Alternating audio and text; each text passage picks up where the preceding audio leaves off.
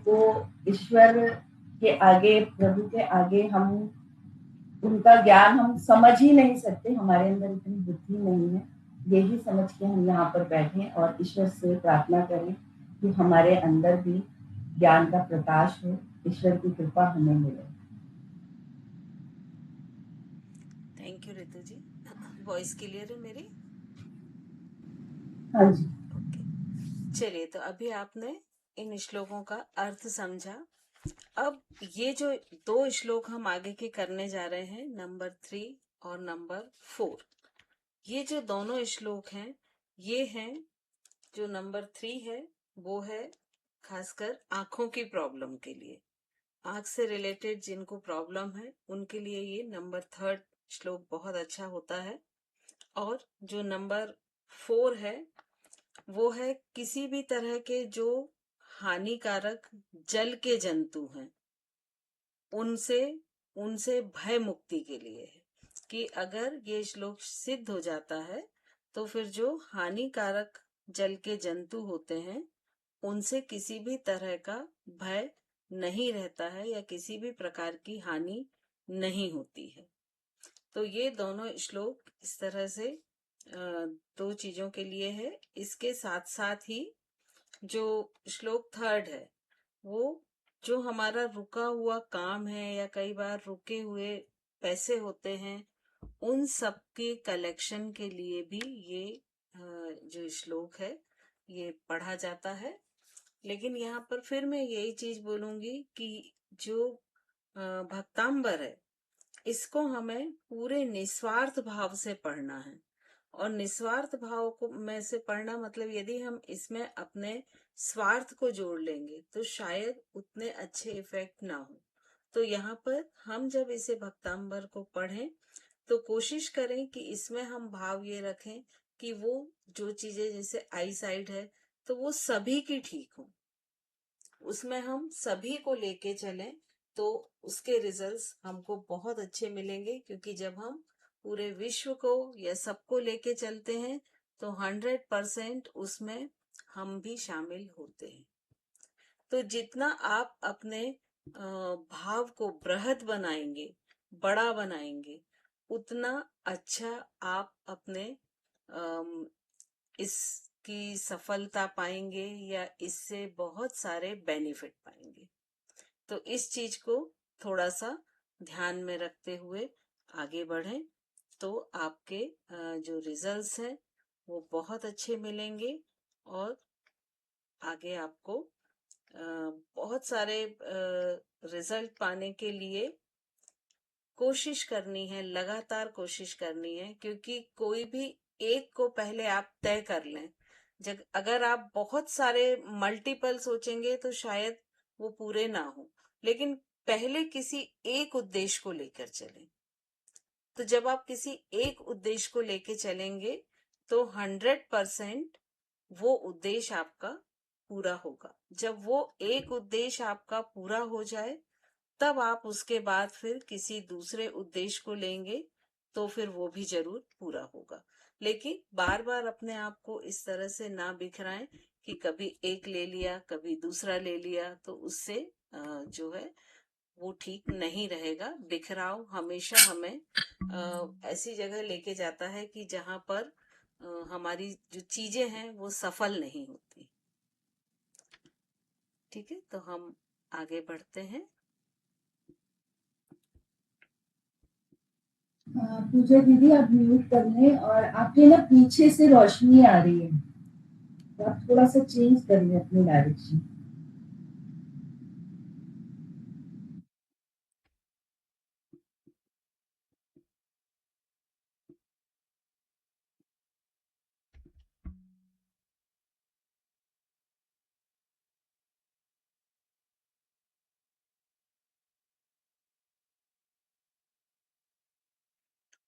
System थोड़ा सा slow चल रहा है।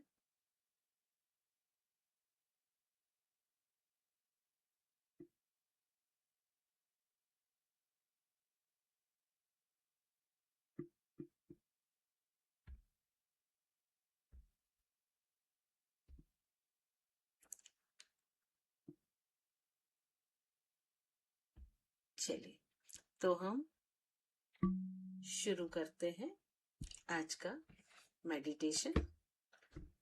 जिनके अगर किसी का वीडियो ऑन नहीं है तो प्लीज ऑन कर ले। किसी भी कंफर्टेबल पोजीशन में बैठे। लंबे समय तक बैठना है तो आप अपने स्पाइनल कार्ड को सपोर्ट देकर बैठे। बैक पोर्शन को थोड़ा सा सपोर्ट दे दें।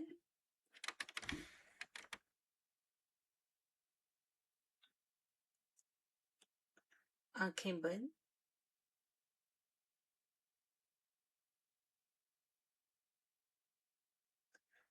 अपना पूरा ध्यान आज्ञा चक्र पर रखें। आज्ञा चक्र मतलब वो स्थान दोनों आईब्रो के बीच में जहां पर हम बिंदी या तिलक लगाते हैं।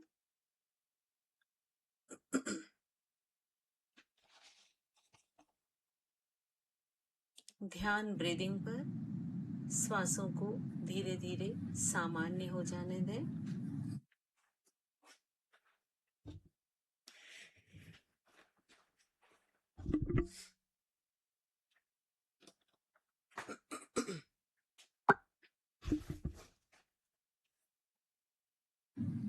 लक्ष्मी दीदी, आप चाहें तो अपना चश्मा उतार सकते हैं।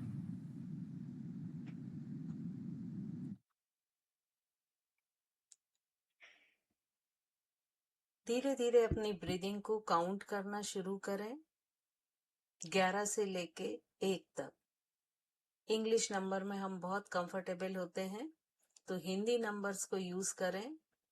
और एक deep inhale 11, deep exhale, completely exhale 11, फिर डीप इनहेल 10, डीप एक्सेल 10। इस तरह से पूरा 1 तक काउंट करें और कोशिश करें कि आप अपनी काउंटिंग को कहीं भी मिस ना करें।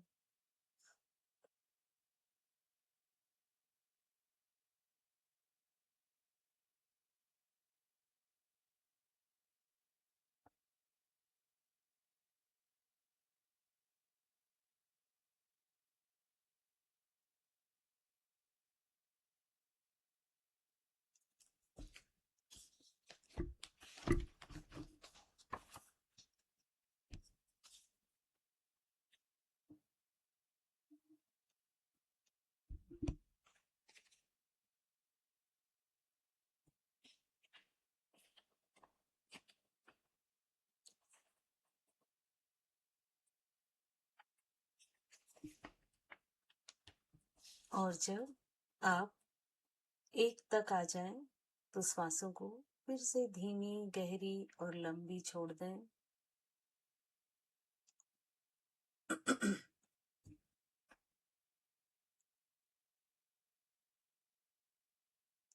हर एक श्वास पर ध्यान दें।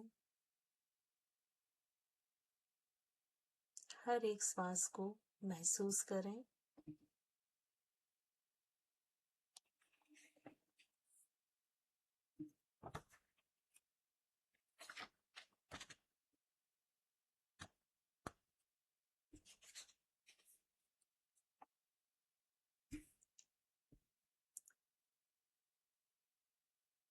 अपने आप को विजुअलाइजेशन के लिए तैयार करें और अपने आज्ञा चक्र पर एक कोई ऐसी जगह को देखें जो पूरी तरह से नेचुरल हो।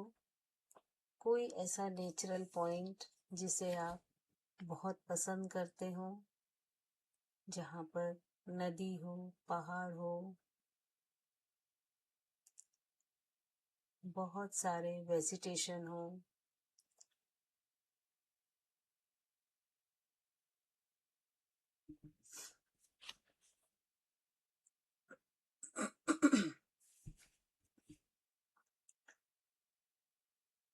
नदी के किनारे कोई एक बहुत अच्छी सी जगह देखकर और बैठ जाएं।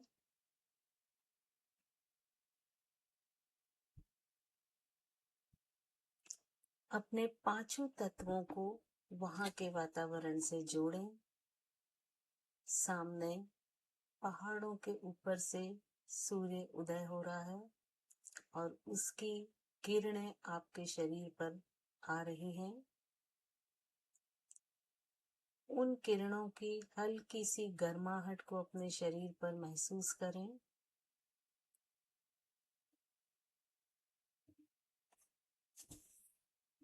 इन किरणों के साथ आपके शरीर पर आ रहे अग्नि तत्व को महसूस करें।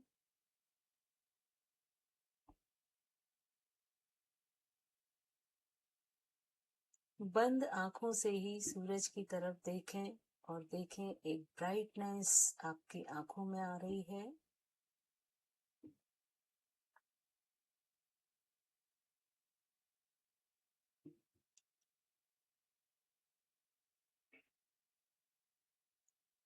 आसपास ठंडी हवा चल रही है, उस हवा को, वायु तत्व को महसूस करें।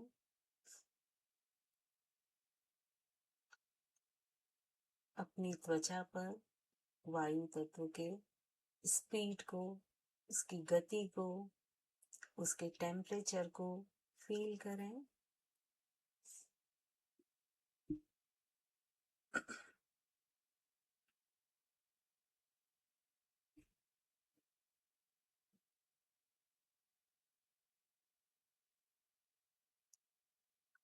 अपने ऊपर, अपने चारों तरफ फैले हुए आकाश तत्व को फील करें और उससे जुड़ने की कोशिश करें।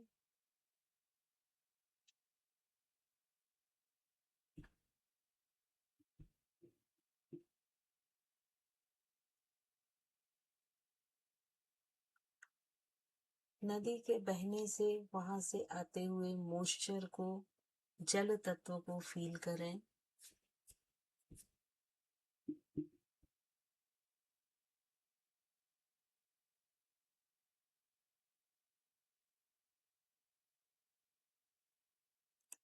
जहां आप बैठे हुए हैं, अपने शरीर के सबसे निचले हिस्से जो कि जमीन को टच कर रहे हैं, वहां पर पृथ्वी तत्व को फील करें और कोशिश करें कि आपका शरीर जो पंच तत्वों से बना है, ये इस पूरे वातावरण से पांचों तत्वों को लेकर शरीर के सारे पंच तत्व बैलेंस हो रहे हैं, संतुलित हो रहे हैं।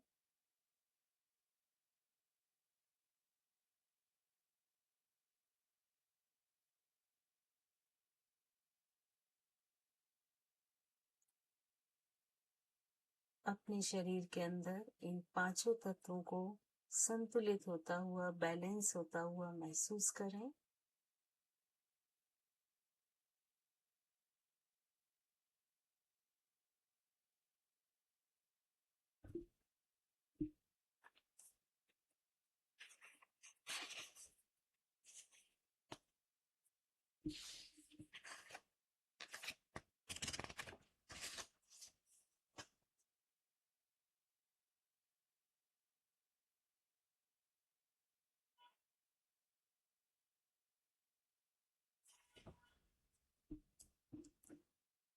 अपनी दृष्टि को सामने नदी को पार करते हुए जो बड़े माउंटेन्स हैं, पहाड़ हैं, उस पर केंद्रित करें और देखें कि उसके शीर्ष पर आपके आराध्य की प्रतिमा प्रतिष्ठित है। एक बहुत बड़ी पाषाण प्रतिमा।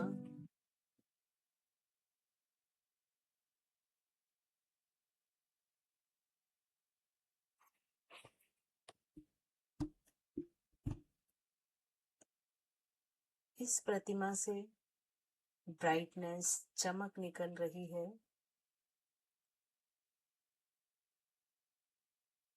मन ही मन दोनों हाथ जोड़ते हुए इस प्रतिमा को प्रणाम करें। और अब हम तैयार होंगे आगे के विजुअलाइजेशन के लिए। विजुअलाइज करें कि एक बहुत ही बड़ा समुद्र है, पूरा काले पानी से भरा हुआ। ऊपर आकाश में बहुत अधिक बादल छाए हुए हैं, बारिश के काले घने बादल। समुद्र में ऊंची ऊंची तरंगे उठ रही हैं।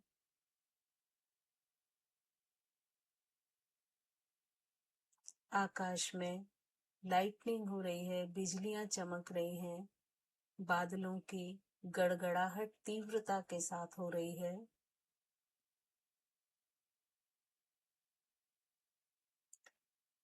अपने आप को इस समुद्र में तैरता हुआ महसूस करें।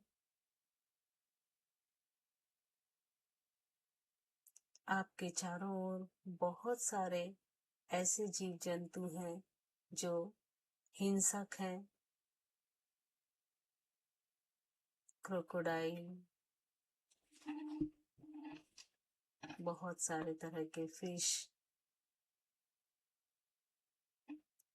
और आप इस सागर में, इस समुद्र में तैरते हुए उन सब जीवों से बचने की कोशिश कर रहे हैं।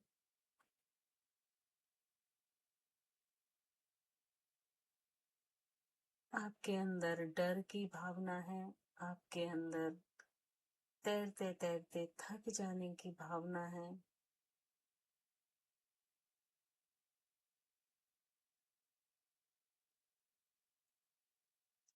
अंदर से एक इंट्यूशन आ रहा है कि यहाँ से तैर पाना, अपनी दोनों भुजाओं से तैर पाना असंभव है, यहाँ से तैर के बच पाना असंभव है। जब भी तेज लाइटनिंग हो रही है, बिजली चमक रही है, तो वो सारे जंतु आपको दिख रहे हैं। और ये है इस संसार का क्रम जिसमें आप फंसे हुए हैं। इतने ही व्याकुल हैं, इतने ही क्लांत हैं।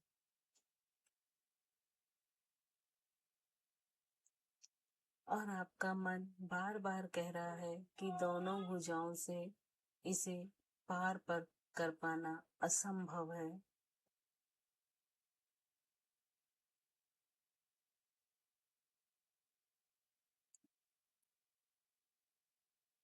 यहीं से हम मंत्र को चैंट करेंगे।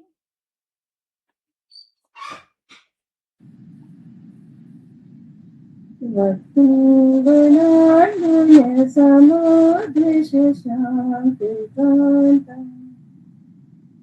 हस्तिमासुर गुरु प्रतिमोति बुद्धा कल्पांत काल पवनोधत नक्रचक्रम होवातरी तुमलमंबु निधिं दुजाति। हे गुणों के सागर प्रभु, आपके चंद्रमा जैसे उज्जवल गुणों का वर्णन तो देवताओं के गुरु बृहस्पति भी नहीं कर सकते।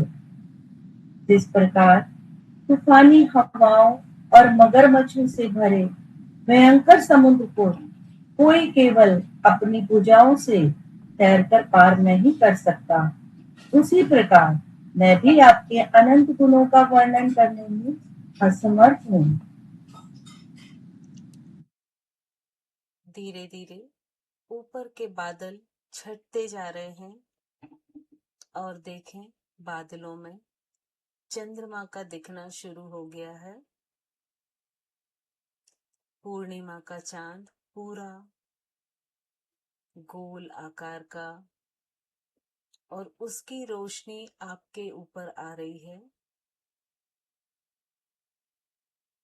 आपकी मंत्र शक्ति से जितने भी हिंसक जल जंतु थे वो सब वहां से जा चुके हैं,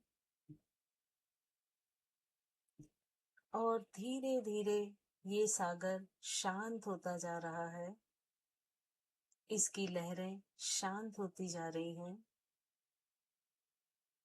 और आप शांति के साथ इन लहरों पर तैर रहे हैं।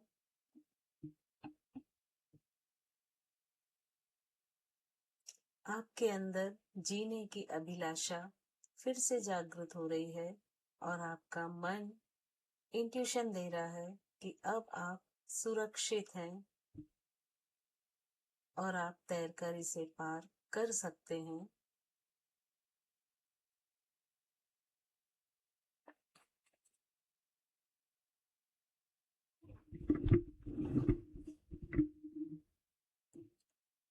चंद्रमा की जो प्रतिबिंब है वो सागर के जल पर पड़ रहा है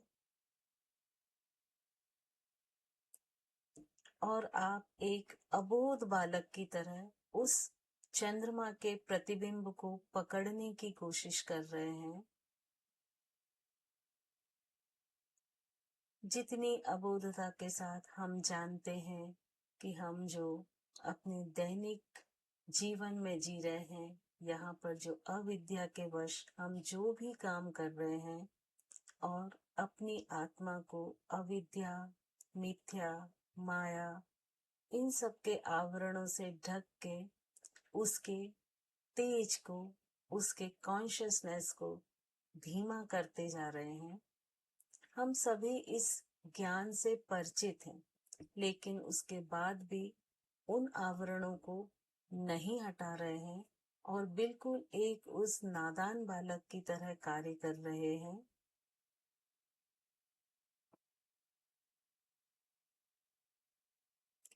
इन सारे आवरणों को लेके, इन सारी टॉक्सिन्स को लेके, इन सारी अशुद्धियों को लेके हम कोशिश करते हैं प्रभु की स्तुति करने की।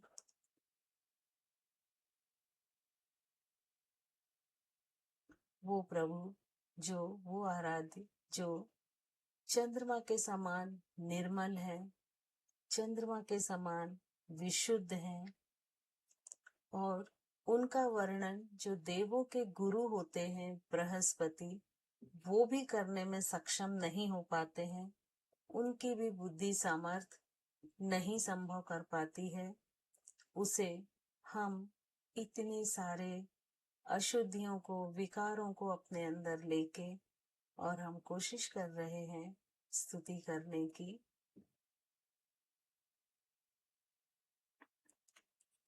ये प्रकरण बिल्कुल वैसा ही है कि जैसे एक बालक जिद करता है कि वो जल में चंद्रमा का प्रतिबिंब देख के उसे पकड़ने की, वैसे ही हम इन सब अशुद्ध आवरणों से, विकारों से भरे हुए कोशिश करते हैं प्रभु को पाने की।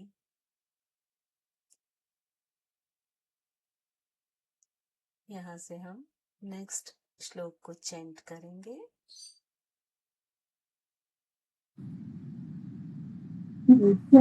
विलापि विबुधाचित पाद पीठे तुम समुद्यतमते स्वीगत्र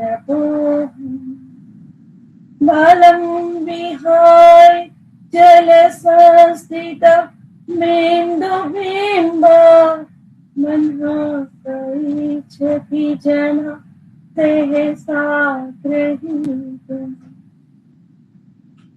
हे जीवेश्वर, जिस प्रकार एक नासमझ बालक पानी में दिख रही चंद्रमा की परछाई को सच मानकर उसे पकड़ने का प्रयास करता है, ठीक उसी प्रकार मैं बुद्धिहीन होते हुए भी आपकी भक्ति के वश में होकर आपकी स्तुति करने का साहस कर रहा हूँ।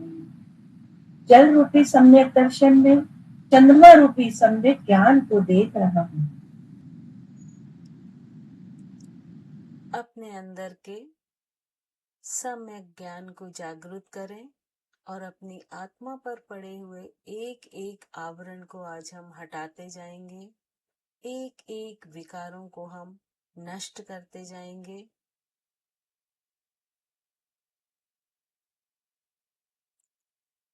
अविद्या, माया, मोह, ईर्ष्या, द्वेष, जलन, लालच, लोभ, इन सभी विकारों का हम त्याग करते हैं अपने अंदर इस दृढ़ संकल्प को जगाएं और अपने आप को संकल्पित करें कि इन सारे विकारों का हम आज त्याग करते हैं और अपनी आत्मा के ऊपर पड़े इन अविद्या के आवरणों को हटाते हुए उसकी जो वास्तविक चमक है, उसका जो वास्तविक स्वरूप है, उसमें ही लीन होने की कोशिश करते हैं और अपनी आत्मा से हम उस प्रभु के, उस आराध्य की स्तुति करते हैं और उनके गुणों का वर्णन करते हैं।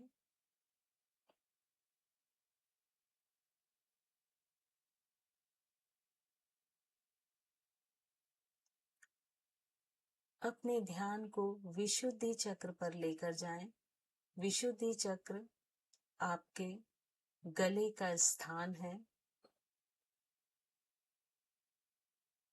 कंठ स्थान पर विशुद्धि चक्र होता है और यहीं पर आपकी थायराइड, पैराथायराइड ग्लैंड होती हैं। वर्तमान में यदि आप देखें तो थायराइड की प्रॉब्लम बहुत सारे लोगों को होती है।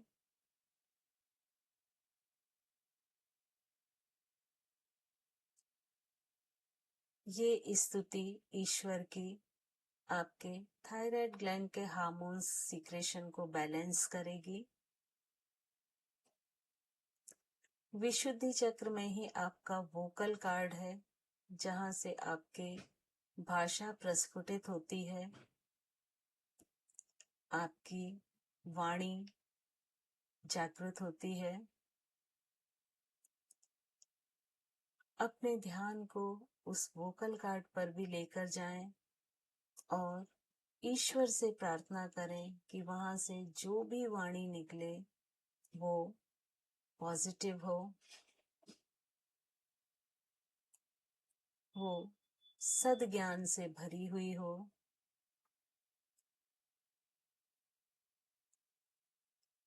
और धीरे धीरे अपने विशुद्धि चक्र पर पूरा ध्यान केंद्रित करें।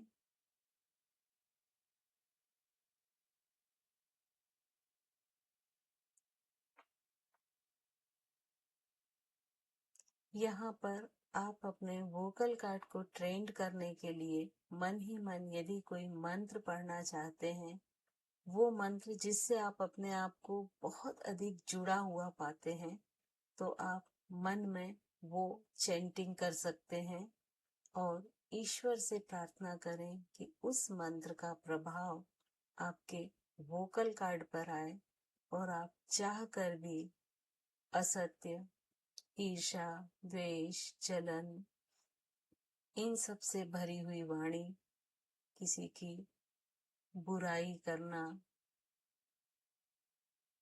सारी वाणियों का त्याग कर दे आपका वोकल कार्ड और सिर्फ अहिंसा, सम्यक ज्ञान, सद्बुद्धि, सद्दर्शन, सकारात्मक वाणी ही इस वोकल कार्ड से निकले।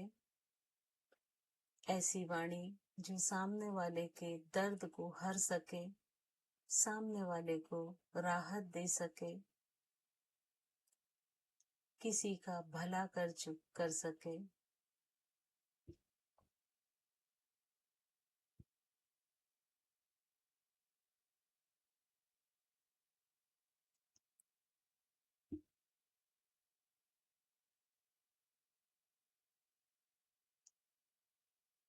और लगातार इस वाणी से प्रभु की स्तुति, प्रभु के गुणों का वर्णन होता रहे।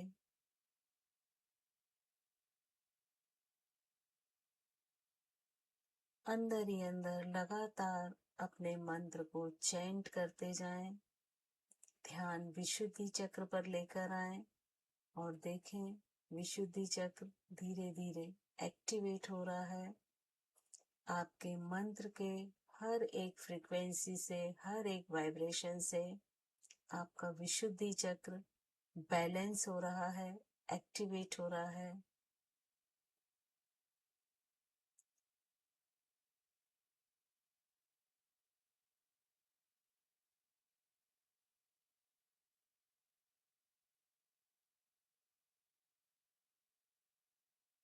ध्यान को पूरी तरह से विशुद्धि चक्र पर रखते हुए विशुद्धि चक्र पर ब्लू कलर को विजुअलाइज करें।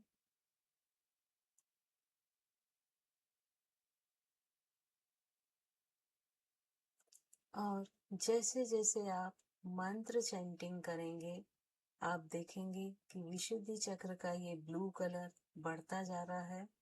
आप यदि चाहें तो विशुद्धि चक्र का बीज मंत्र हम इसे भी चैंट कर सकते हैं। डीप इनहेल, एक्सेल करते हुए हम की चैंटिंग आपको मानसिक रूप से ही करना है। और गले के अंदर और बाहर ब्लू कलर एक रिंग जैसा ब्लू कलर का बन गया है।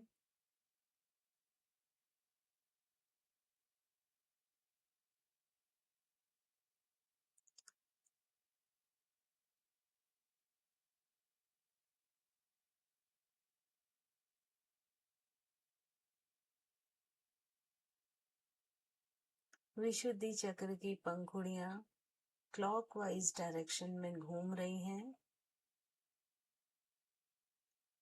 और इसकी एनर्जी चक्र एक्टिवेट हो रहा है।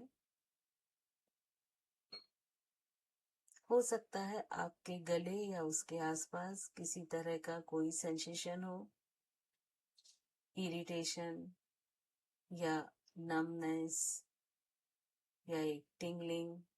अगर कोई भी सेंसेशन होता है तो उसे होने दें। नीतू जी सिर सीधा करके बैठे, आप राइट साइड एकदम झुक के बैठी हुई हैं।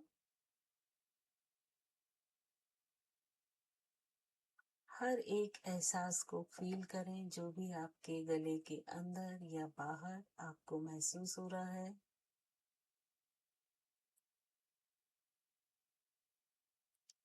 आपके सामने बैठे आपके आराध्य से प्रार्थना करें कि ये जो विशुद्धि चक्र एक्टिवेट हो रहा है वो सिर्फ पॉजिटिव डायरेक्शन में एक्टिवेट हो। कई बार चक्रास पॉजिटिव या नेगेटिव दोनों डायरेक्शन में एक्टिवेट होते हैं।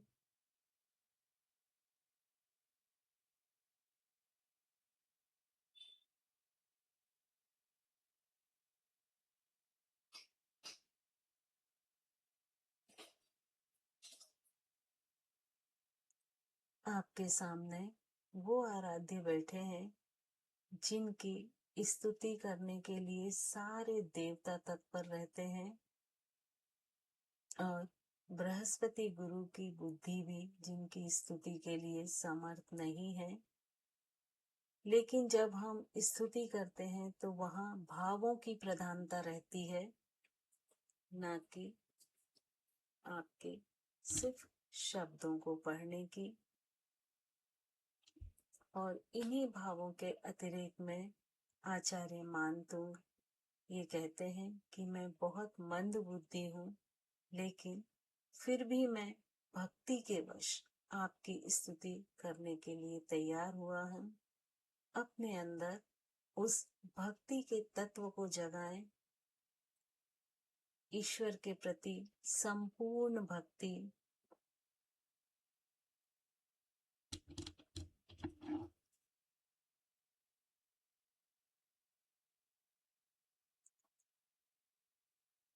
आपकी भक्ति और आपका समर्पण ही आपको अपने आराध्य से जोड़ के रखेगा।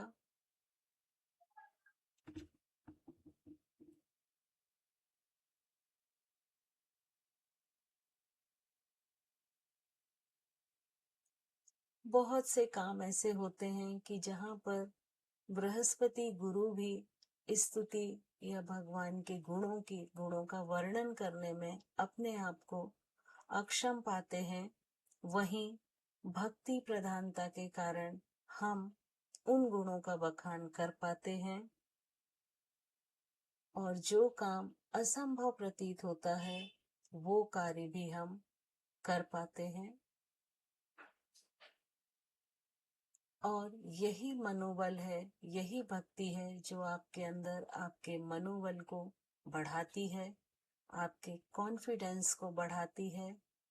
और यही भक्ति आपके जीवन में भी जो काम रुक रहे हैं, जो काम आपको लगते हैं कि ये तो असंभव है, उन्हें भी पूरा करने में सहयोगी बनेगी।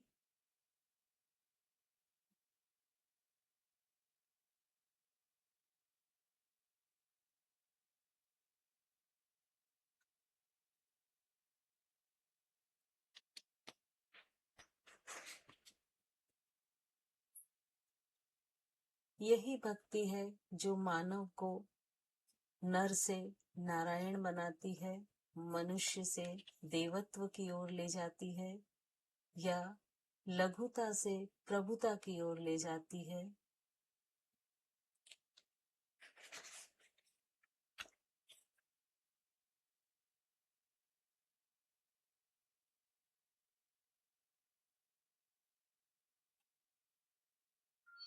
ईश्वर से प्रार्थना करें कि जो आपके आराध्य हैं वो एक शांत गंभीर सागर की तरह है, और उनके गुण उस असीम सागर की तरह अनंत गुण हैं।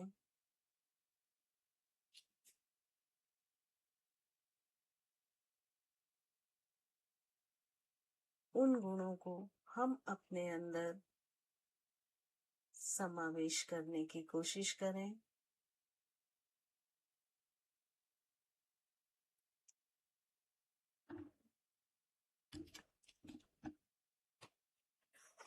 उन सागर के समान विस्तृत अथाह गुणों का शायद हम पूरा वर्णन ना कर सकें, लेकिन उनके कुछ गुणों को हम अपनाएं।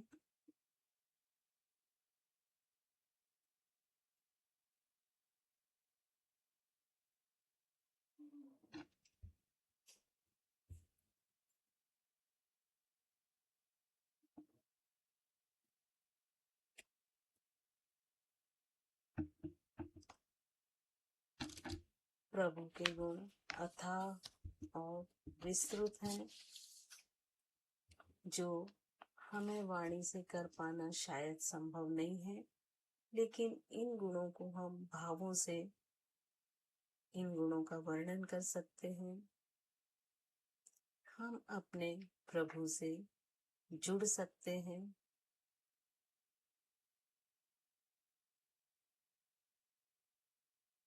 जैसे जैसे आप अपने आप को अपने आराध्य से जोड़ेंगे, वैसे वैसे आपकी चेतना, आपका कॉन्शियसनेस हाई होता जाएगा, ऊपर उठता जाएगा।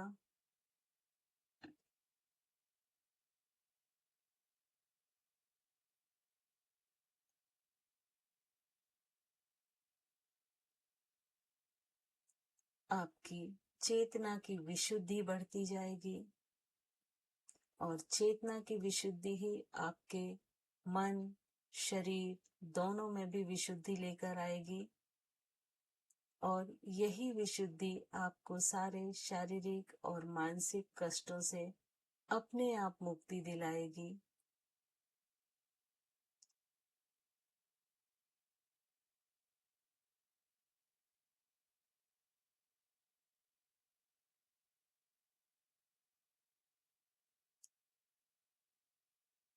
अपने आप को पूरे विश्व के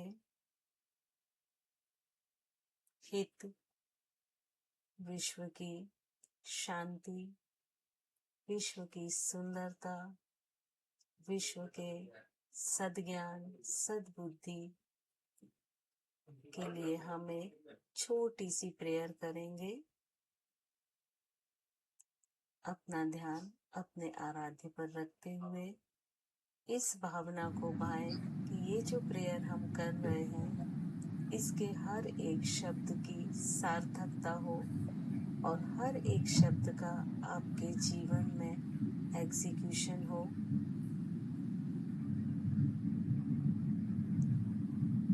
परम पिता परमेश्वर, आपके चरणों में मेरा विनम्र प्रणाम। मेरा जीवन आपके अनंत उपकारों और अनंत आशीर्वादों से भरा है। हे भगवान, जब मैं उगते हुए सूरज की किरणों को देखती हूँ, पक्षियों की मधुर आवाज सुनती हूँ और इस शांत सुबह की पवित्रता को महसूस करती हूँ, तब मुझे आपकी करुणा और प्रेम का अनुभव होता है। प्रभु, मैं आपको धन्यवाद करती हूँ कि आपने मुझे एक और नया दिन दिया, ताकि मैं अपने जीवन को और बेहतर बना सकूं, अच्छे कर्म कर सकूं, अपनी जिम्मेदारियों को, अपने कर्तव्यों को अच्छे से निभा सकूं। मेरे मन में पवित्र और शुद्ध विचार आए, मेरी वाणी में मधुरता और सत्यता हो, मेरे सभी कर्म मानवता और धर्म के मार्ग पर चलने वाले हों, मेरे भीतर आत्मविश्वास जगाएं, ताकि मैं अपने हर कार्य को पूरी लगन और निष्ठा से कर सकूं। प्रभु, यदि मुझसे कोई भूल हो जाए तो मुझे उसे स्वीकारने की और फिर उसे सुधारने की शक्ति और बुद्धि प्रदान कीजिए। सबसे क्षमा, सबको क्षमा, उत्तम क्षमा। इसी भावना के साथ हम धीरे धीरे वापस आते हुए अपने आसपास के वातावरण से अपने आप को जोड़ेंगे।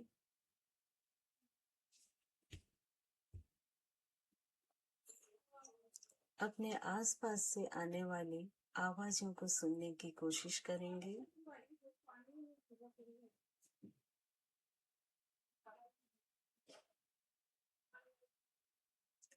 दोनों हथेलियों का आपस में घर्षण करेंगे और सबसे पहले दोनों हथेलियों को उस जगह रखेंगे जहां पर शरीर में आपको दर्द हो, तकलीफ हो।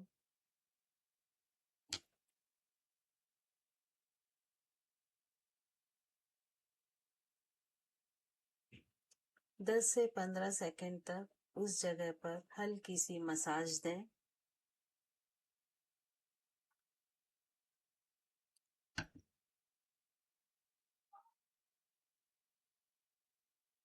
एक बार फिर से दोनों पाम्स को रब करें और अब की बार अपने पूरे शरीर से इन हथेलियों को स्पर्श करें।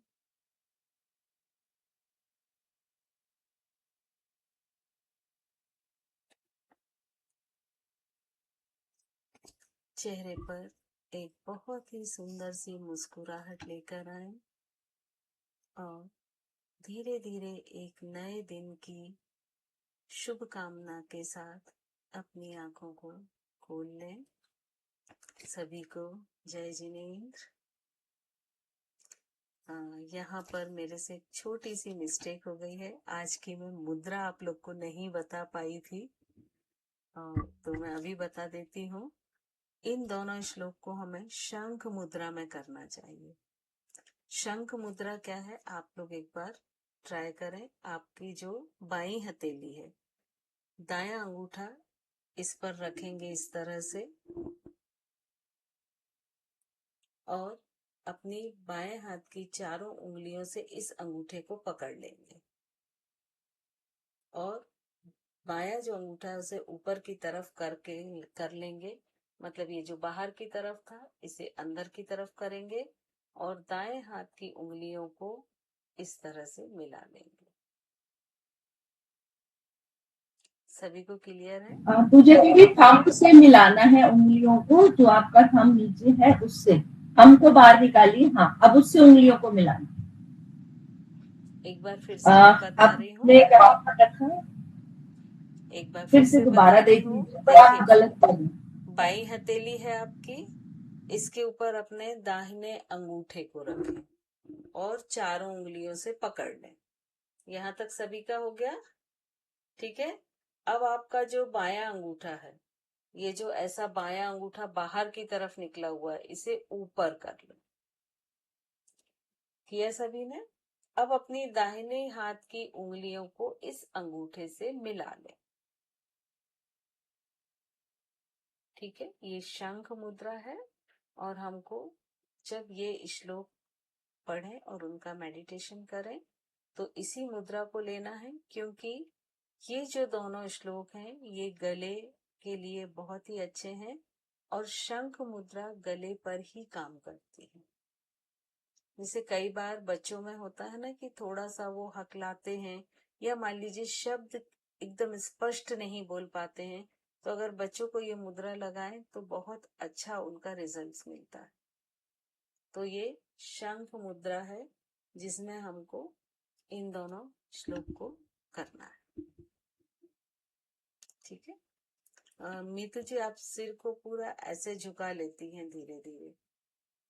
ठीक है, राइट साइड आप ऐसे झुका लीजिए, कोशिश करें उसको सेंटर। मैम क्योंकि वो कहीं और ही चली जाती हूँ, मेरे को थोड़ी देर के बाद तो आवाज भी नहीं सुनाई देती, वो कुछ लिखा लिखा आता है मेरे आंखों के सामने। आप चूंकि चक्रास पे काम कर रही है ना, इसलिए आप शायद ज्यादा उससे रिलेटेड हो जाती हैं। हाँ, वो पता नहीं कुछ श्लोक्स आते हैं, उस समय पढ़ती हूँ मैं जब मेडिटेशन में होती हूँ, जब आंखें खोलती हूँ कितनी बार याद करती हूँ मैंने क्या पढ़ा था, कभी याद रह जाता है कभी चला जाता है, तो वो कहीं और ही चली जाती हूँ मैं। चलिए, और किसी का कोई क्वेश्चन तो नहीं? मुक्तागिरी सिद्ध क्षेत्र पे चले गए थे। अरे वाह, मुक्तागिरी में झरना भी है, नदी भी है। कितनी देर लगाना, मतलब पूजा टाइम कितनी, मुद्रा लगाना कितनी देर है? शंख का मुद्रा मुद्राएं जो लगाते हैं वो लगभग 5 मिनट से शुरू करें और 45 मिनट तक हम उनको लेके जाते हैं, है ना? क्योंकि अभी जैसे मैंने बताई अपने को तो तकलीफ आपको। नहीं, जी बोले। नहीं अपने को कुछ प्रॉब्लम है, गले की कुछ तकलीफ है, तभी करना है क्या ये पढ़ते वक्त, ये मुद्रा आप या लगा जब पढ़ते हैं तब लगाना? नहीं, जो पूरा मेडिटेशन था वो ही इसी मुद्रा में करना था। ये मेरा फॉल्ट है कि मैं स्टार्टिंग में आपको बताना भूल गई हूँ, है ना? तो ये मुद्रा में ही आपको पूरा, जैसे कल हमने ध्यान मुद्रा में किया था ना, वैसे इसको शंख मुद्रा में हमें करना था। तो चूंकि मैं शुरू में भूल गई थी तो इसीलिए फिर हमने आपको लास्ट में बताया। ठीक है, और शाम को भी 7 से 8 सेम रहता है हालांकि, लेकिन आप लोग अगर कोई इंटरेस्टेड है करना चाहें तो वो दोनों टाइम भी कर सकते हैं, कोई दिक्कत नहीं है ना, जो भी चाहे। आपको भक्तांबर वाले बाबा की क्लास अटेंड करते हैं। एक्चुअली 7 के बजाय ना आप 6 बजे कर दें। अभी क्या हो रहा है कि रिहर्सल चल रहा है ना, अच्छा, रिफ्रेशमेंट प्रोग्राम चालू किया है अंतरप्पा का। अच्छा, अभी इसमें काफी लोग भी जुड़ने के लिए, मतलब कि from batch 1 to batch 7 all Antrapas are supposed to join on that program. वो गुरु महाराज का ऐसा निर्देश है, तो उसका 7 से 8:30 का टाइम रखा है उन्होंने शाम का। एक्चुअली प्रॉब्लम क्या है कि वो 6 बजे ना सबके यहाँ मतलब भोजन और वो सारा रहता है। हाँ वो बात सही है, तो उसके कारण हमने 7 रखा था, है ना? तो कोई बात नहीं, सुबह तो हो ही जाता है आपका। ठीक है, तो आई थिंक किसी के भी अब क्वेश्चन नहीं है, तो हम कल मिलते हैं सेम समय पर। वो अंतरप्पा की मेरी लिंक क्यों